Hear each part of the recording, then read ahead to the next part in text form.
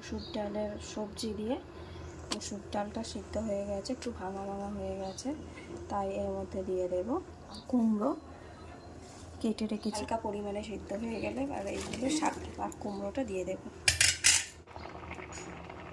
আমার ডাল সিদ্ধ রেডি।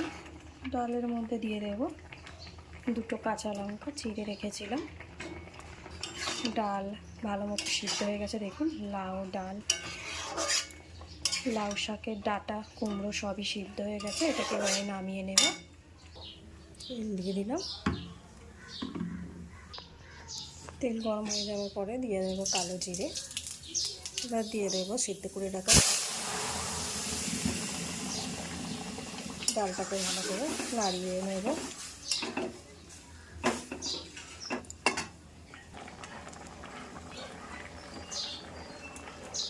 এবার ডালটা ফুটে উঠলে একটু দিয়ে দেবো হলুদ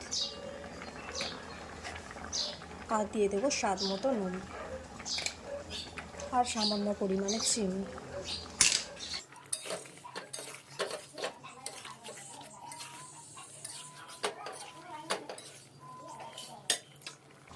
এইভাবে ডালটাকে ফুটতে দেবো 5 মিনিট। এইভাবে আপনারা সবজির ডাল বানিয়ে খেয়ে দেখতে পারেন।